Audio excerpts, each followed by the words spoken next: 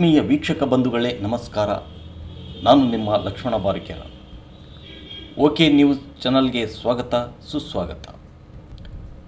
ಸುದ್ದಿಗಳ ವಿವರ. ಜಲಧಾರೆ ಯೋಜನೆ ಪ್ರಗತಿ ಪರಿಶೀಲನಾ ಸಭೆ. ಶಾಸಕ ವಜ್ಜಲ್, MLC ಬಯ್ಯಾಪುರ್ ಭಾಗಿ.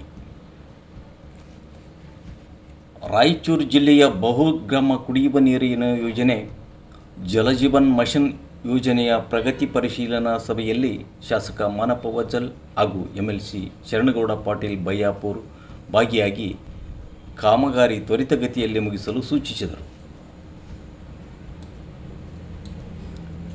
ಕೇಂದ್ರ ಸರ್ಕಾರದ ಮಹತ್ವಾಕಾಂಕ್ಷಿ ಯೋಜನೆಯಾದ ಜಲಜೀವನ್ ಮಿಷನ್ ಯೋಜನೆ ಅಡಿ ಮಂಜೂರಿಯಾದ ಕಾಮಗಾರಿಯ ಪ್ರಗತಿ ಪರಿಶೀಲನಾ ಸಭೆಯು ರಾಯಚೂರು ಜಿಲ್ಲೆಯ ಉಸ್ತುವಾರಿ ಹಾಗೂ ವೈದ್ಯಕೀಯ ಶಿಕ್ಷಣ ಸಚಿವರಾದ ಶರಣು ಪ್ರಕಾಶ್ ಪಾಟೀಲ್ ನೇತೃತ್ವದಲ್ಲಿ ವಿಕಾಸಸೌಧದಲ್ಲಿ ನಡೆಯಿತು.